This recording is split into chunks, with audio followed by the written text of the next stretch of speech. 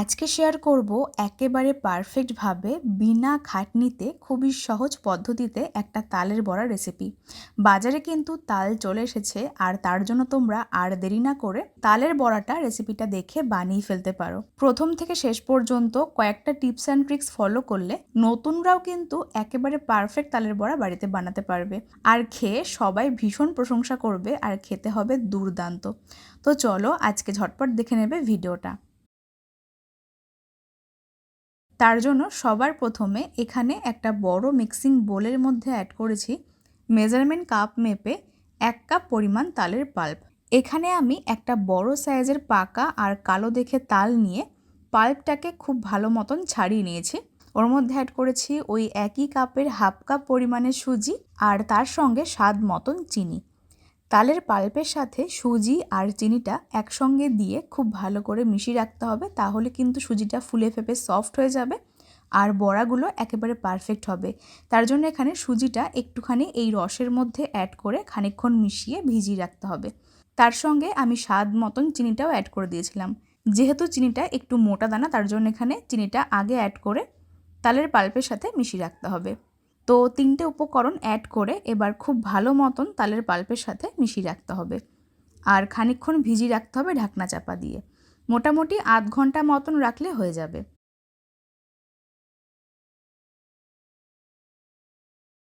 আধ ঘন্টা পরে ফিরে আসলাম আর এবার এর মধ্যে অ্যাড করব মেজারমেন্ট কাপ মেপে হাফ কাপ পরিমাণে ময়দা।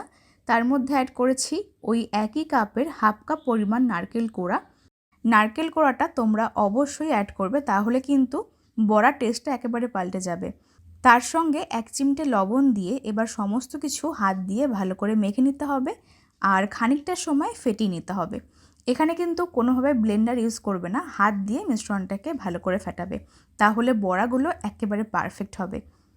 তালের বড়া বানাতে এই মেজারমেন্টটা কিন্তু খুবই ইম্পর্ট্যান্ট, মানে যে বাটি বা কাপ মেপে তোমরা মেজারমেন্টটা করবে সেই একই বাটি বা কাপ মেপে সমস্ত মেজারমেন্টটা করবে, তাহলে কিন্তু বড়াগুলো একেবারে পারফেক্ট হবে।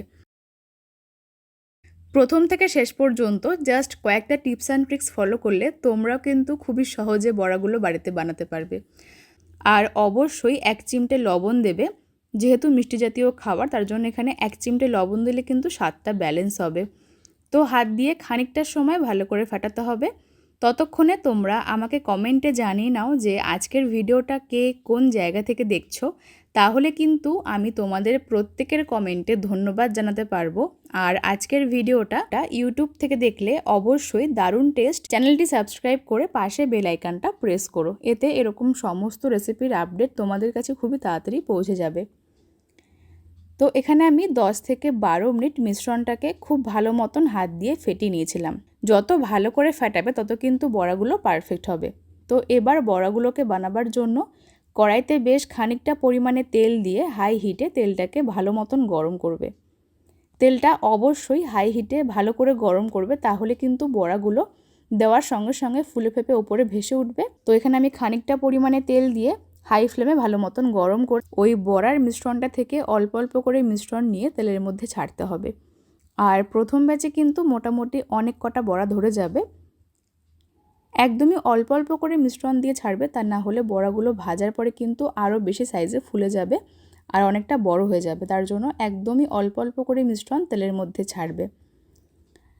কথা বলতে বলতে এখানে আমি প্রথম ব্যাচে বেশ কয়েকটা বড়া দিয়ে দিয়েছিলাম। তারপরে ফ্লেমটাকে বাড়িয়ে দিয়ে এবার কন্টিনিউ অনবরত নাড়তে হবে, তাহলে 4 সাইডে সমানভাবে কালার আসবে। একটুখানি সময় নিয়ে উল্টে পাল্টে ভেজে নিতে হবে সমস্ত বড়াগুলো।